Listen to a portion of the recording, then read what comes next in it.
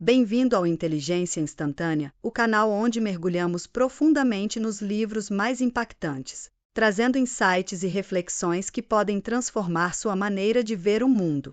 Neste audiobook, vamos explorar juntos Sapiens, uma breve história da humanidade, de Yuval Noah Harari. Prepare-se para uma jornada fascinante pela história da nossa espécie, desde os primórdios até os dias atuais. Harari nos desafia a questionar as narrativas que moldam nossa realidade e a refletir sobre o que realmente significa ser humano. Vamos desvendar as revoluções que nos trouxeram até aqui, a revolução cognitiva, a revolução agrícola e a revolução científica, e como elas nos tornaram os dominadores do planeta. Aperte os cintos, porque esta é uma história cheia de reviravoltas, de descobertas surpreendentes e de questionamentos profundos sobre o nosso lugar no universo. Vamos começar essa jornada pelo passado, para entender melhor o presente e, quem sabe, moldar o futuro. Incentivo a todos nós, independentemente de nossas crenças, a questionarmos as narrativas básicas do nosso mundo, a ligarmos os acontecimentos passados com as preocupações atuais e a não temermos questões controversas. Yuval Noah Harari. Vamos explorar brevemente algumas das percepções críticas do livro e entender como o Homo sapiens chegou a dominar o planeta como o conhecemos. Através do rastreamento de 3 grandes revoluções, a Revolução Cognitiva, a Revolução Agrícola e a Revolução Científica, examinaremos uma breve história da nossa espécie. Questões fundamentais. Tudo começou há 13,5 bilhões de anos, quando das características fundamentais do nosso universo passaram a existir. Matéria, energia, tempo e espaço surgiram através de um fenômeno que conhecemos como o Big Bang. Aprendemos sobre essas questões em física. Após cerca de 300 mil anos de existência de matéria, energia, tempo e espaço, o desenvolvimento começou a ocorrer. Matéria e energia se uniram para formar algo que entendemos como átomos, e átomos se combinam para formar moléculas. Aprendemos sobre essas questões em química. Foi preciso um longo tempo para avançar desse ponto. Há 3,8 bilhões de anos, as moléculas começaram a realizar coisas estranhas e maravilhosas no planeta Terra. Elas começaram a formar estruturas chamadas organismos. Aprendemos sobre isso em biologia. Então, as coisas começaram a se tornar ainda mais empolgantes e complexas, cerca de 70 mil anos atrás, quando os organismos formaram o Homo sapiens. O Homo sapiens criou o que conhecemos hoje como culturas. Aprendemos sobre isso em história. Na história, também aprendemos sobre revoluções. Além das revoluções que você pode ter estudado na escola e na universidade, o livro Sapiens aborda 3 revoluções que provavelmente não apareceram nos seus livros de história: a Revolução Cognitiva, a Revolução Agrícola e a Revolução Científica, diferenciando-se dos demais. Quando os humanos surgiram, não se destacavam muito. Eles compartilhavam o ambiente com animais e outros organismos, e agiam de maneira semelhante. Como Harari afirma, não havia nada de especial nos humanos. Antes de analisarmos como nos tornamos únicos e especiais, precisamos entender algumas definições úteis. Lembre-se de que a matéria e a energia formam átomos, os átomos formam moléculas, e as moléculas formam organismos. Os organismos são classificados em espécies. Para os fins deste exercício, pertencemos à mesma espécie se tendermos a nos reproduzir entre nós, resultando em descendentes férteis. Por exemplo, vejamos cavalos e burros. Apesar de compartilharem características semelhantes, burros e cavalos não pertencem à mesma espécie e, portanto, quando se acasalam, seus descendentes, a mula, é estéril. Em contraste, apesar das diferenças entre as raças de cães, eles se reproduzem entre si porque pertencem à mesma espécie. Seus filhotes podem parecer um pouco diferentes, mas 2 cães de raças distintas produzirão um filhote fértil. Então, como isso se relaciona conosco? As espécies evoluem a partir de um ancestral comum ou gênero. Se olharmos para o Homo sapiens, nosso gênero é Homo, que significa homem, e nossa espécie é Sapiens, que significa sábio. Os Homo sapiens pertencem a uma família que pode ser rastreada até os grandes primatas. Nosso parente mais próximo é o chimpanzé, e Harari argumenta que, há 6 milhões de anos, uma fêmea de primata teve 2 filhas. Uma delas é a ancestral dos chimpanzés, e a outra é nossa ancestral. Por 10.000 anos, os Homo sapiens têm estado no controle das coisas porque fomos a única espécie. No entanto, e aqui está o ponto interessante, antes dos Homo sapiens, existiam muitas outras espécies do gênero Homo. Essas pessoas eram todas humanas do gênero Homo, mas se diferenciavam em termos de espécies.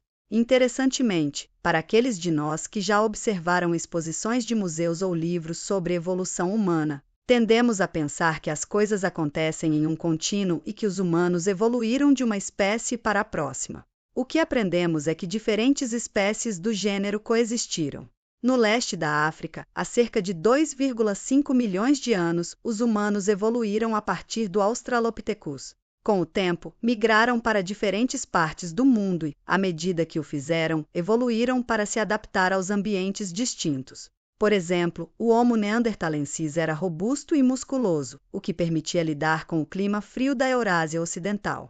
O Homo erectus, a espécie humana mais resistente de todas, conseguiu sobreviver por impressionantes 2 milhões de anos e povoou o leste da Ásia. Fascinantemente, o Homo floresiensis, uma espécie anã, surgiu porque humanos menores sobreviviam com menos comida. Apesar das enormes diferenças entre as várias espécies, o fato primordial é que todos eram humanos e muitos coexistiram.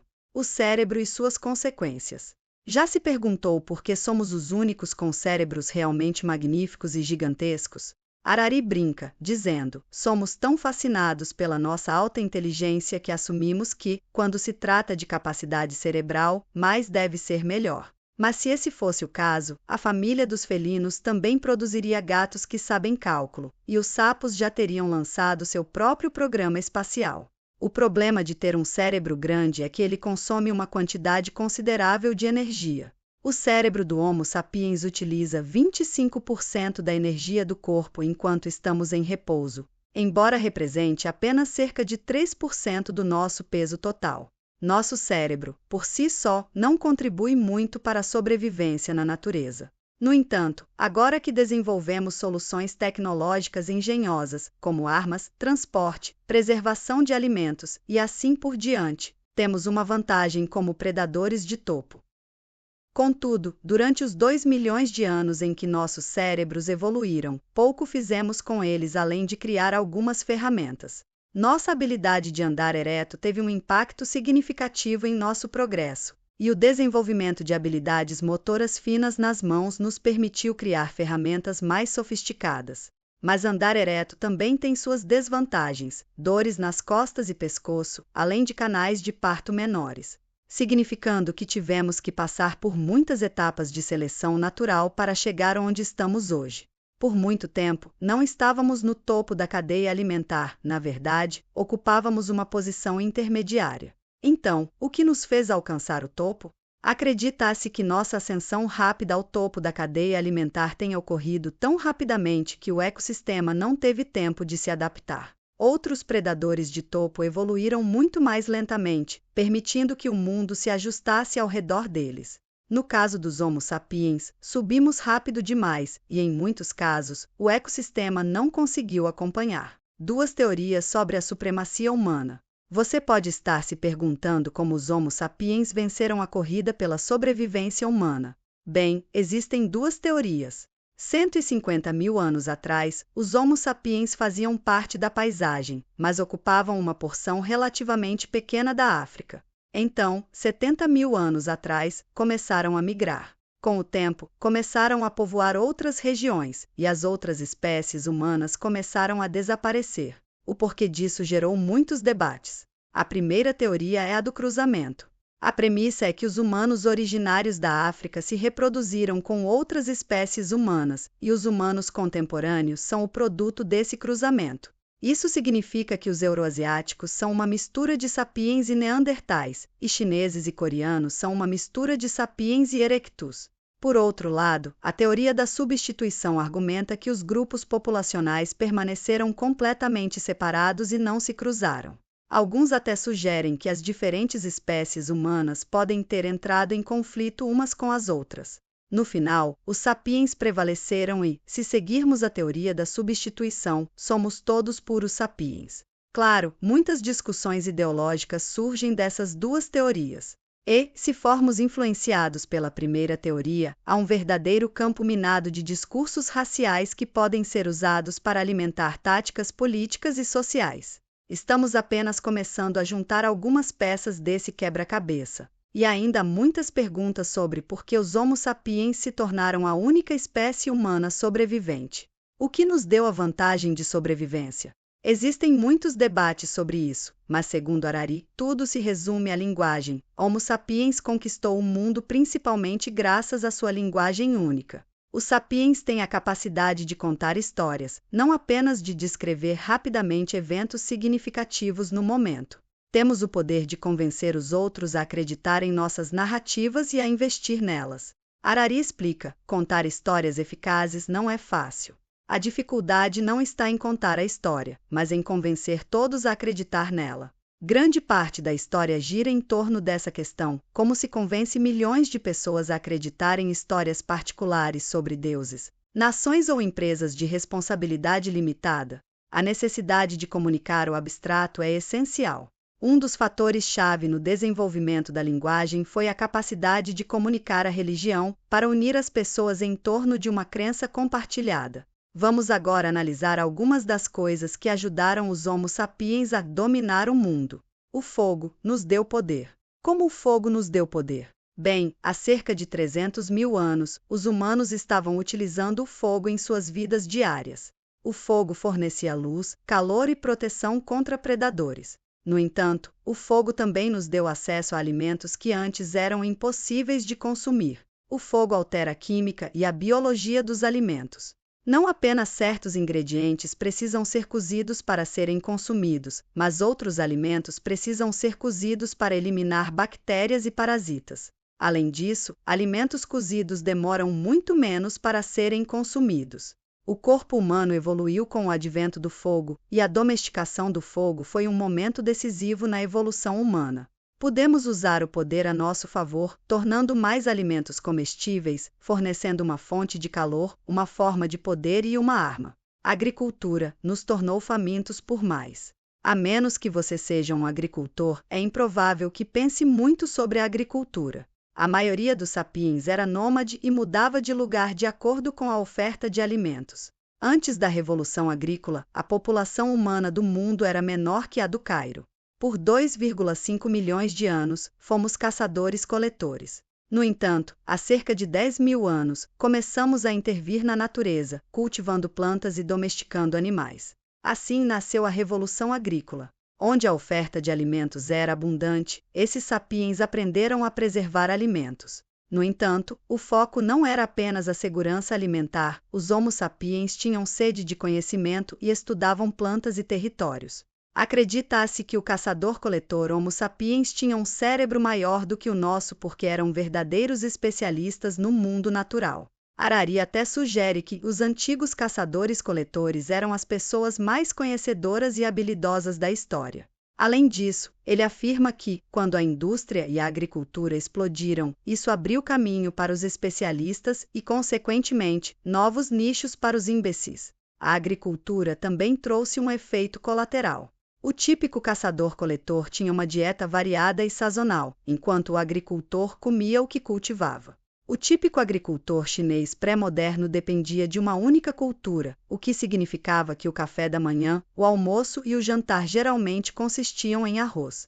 Além disso, a agricultura trouxe consigo muito mais doenças infecciosas transmitidas por animais domesticados. Levou a um excesso de entusiasmo por trigo e cereais, e os animais domesticados se espalharam pelo planeta, mas não levam vidas das mais felizes. Harari acredita que a Revolução Agrícola é um dos eventos mais controversos da história. Alguns partidários proclamam que ela colocou a humanidade no caminho da prosperidade e do progresso. Outros insistem que levou à perdição. Independentemente da sua crença, a agricultura mudou a forma como os humanos, a vegetação e os animais habitam a Terra. Foi um ponto de virada, onde os sapiens abandonaram sua simbiose íntima com a natureza e correram em direção à ganância e alienação. Dinheiro nos deu propósito. A agricultura nos fez pensar sobre o tempo de uma forma diferente. Quando você vive como caçador-coletor, você se preocupa em encontrar a próxima refeição, mas não se foca no sucesso a longo prazo das colheitas e no que o próximo ano trará. É realmente uma questão de colocar todos os ovos em uma cesta. O excedente gerado pelas fazendas criou novas civilizações. Os agricultores se juntaram a redes comerciais, surgiram vilarejos e assim por diante. Mas como controlar esses sistemas e quem está no comando? Inevitavelmente, disputas de terras e poder surgiriam, resultando em guerras sangrentas e períodos de violência. Como Harari explica, a maioria das redes de cooperação humana foi voltada para a opressão e exploração. Os camponeses pagavam pelas crescentes redes de cooperação com seus preciosos excedentes de alimentos, desesperando-se quando o coletor de impostos apagava um ano inteiro de trabalho árduo com um único golpe de sua pena imperial. Harari descreve essas civilizações como ordens imaginadas que são criadas em torno de narrativas, ideologias e mitos. E são essas ordens imaginadas que alimentam coisas como desejos, necessidades, aspirações, experiências, consumismo e assim por diante. Parece que é da natureza humana ser deslumbrada por objetos brilhantes, novos e reluzentes. Quando Hernán Cortés invadiu o México, eles ficaram completamente hipnotizados por esse metal amarelo brilhante chamado ouro. Os astecas trocavam cacau e tecidos, mas, por algum motivo, os conquistadores só queriam ouro. A obsessão se espalhou, e eventualmente, todos queriam mais e mais ouro. Mas vamos recuar um pouco. Quando as civilizações começaram a surgir durante a Revolução Agrícola, vilarejos e cidades começaram a se especializar em produtos. Dependendo da paisagem, diferentes culturas e especialidades surgiram, de modo que certas regiões se tornaram conhecidas por produtos específicos. Para começar, era fácil para as pessoas trocar e barganhar, mas como acontece com essas coisas, começou a ficar muito complicado. Por exemplo, se você é um agricultor de maçãs e precisa de um novo par de botas, quantas maçãs precisa trocar? E a pessoa que faz os sapatos sequer quer uma tonelada de maçãs? A solução foi desenvolver o dinheiro. Mais uma vez, a ideia de dinheiro e moeda depende dessa ideia de imaginação compartilhada. Embora possamos pensar que se trata de moedas e papel, não é. O dinheiro é um símbolo. Tome, por exemplo, os prisioneiros que usam cigarros como moeda. Embora muitos prisioneiros não fumem, eles usam cigarros como uma forma de troca. E, se levarmos isso adiante, a maior parte do dinheiro nem existe, é apenas um número em uma tela de computador, armazenado em um servidor. No entanto, como o dinheiro é uma construção psicológica, é um dos grandes motores dos sapiens. Ciência nos tornou mortais. O mundo está mudando constantemente de maneiras profundas, e a cada ano são feitos novos e importantes avanços científicos. Harari explica que nos últimos 500 anos, houve um crescimento fenomenal e sem precedentes no poder humano. No ano de 1500, havia cerca de 500 milhões de Homo sapiens em todo o mundo. Hoje, são 7 bilhões. Com essa explosão populacional veio o advento de realizações científicas e indivíduos e grupos querendo se expandir de novas maneiras. Em 1945, descobrimos uma maneira de obliterar a Terra quando cientistas detonaram a primeira bomba atômica no Novo México. Essa descoberta mudaria a guerra como a conhecemos. Pousamos na Lua em 1969, o que foi tanto sobre a história quanto sobre a evolução. No entanto, grande parte da revolução científica está na interseção entre ciência, economia e política. É impossível pensar em ciência sem pensar em imperialismo e capitalismo. Precisamos ter cuidado com nosso relacionamento com a ciência. O discurso em torno dela é que está aqui para resolver todos os nossos problemas. Se olharmos para como a tecnologia é anunciada e vendida para nós, é com doses generosas de tecno-alegria. No entanto, como sabemos, com grande poder vem grande responsabilidade e muitos dos desastres que enfrentamos resultam de falhas ou negligências científicas. Sem mencionar que os empreendimentos científicos são caros e demorados. No entanto, a ciência está na raiz de muitos dos nossos sonhos. Se queremos algo, podemos inventá-lo ou comprá-lo. Somos uma cultura de consumidores com a crença de que a tecnologia e a ciência nos salvarão de qualquer coisa de que precisemos ser salvos. Mas a que custo? Estamos mais felizes ou isso é apenas uma ilusão coletiva? Conclusão. Sapiens é uma verdadeira aula magistral de história humana. Yuval Noah Harari é o professor de história que todos gostaríamos de ter tido na escola. Quem mais poderia comparar as antigas sociedades que forrageavam e devoravam figos com os humanos contemporâneos enchendo a cara de sorvete Ben e Jerry's? Avançamos muito, mas ainda somos os mesmos. Somos ensinados a não discutir religião, política, sexo ou dinheiro à mesa de jantar. Yuval Noah Harari prova, de forma inequívoca, que não só deveríamos discutir esses assuntos, como deveríamos mergulhar de cabeça neles. E, como todos os livros desse porte e escopo, não se trata apenas de estar certo, trata-se de nos tirar da zona de conforto para questionar as narrativas básicas, para que possamos realmente pensar sobre o que significa ser *sapien*. Talvez o mais pungente sejam as questões em torno do custo de todos os nossos avanços. Com grande poder vem grande responsabilidade e grande sofrimento. E talvez nossa felicidade seja o preço final que temos que pagar?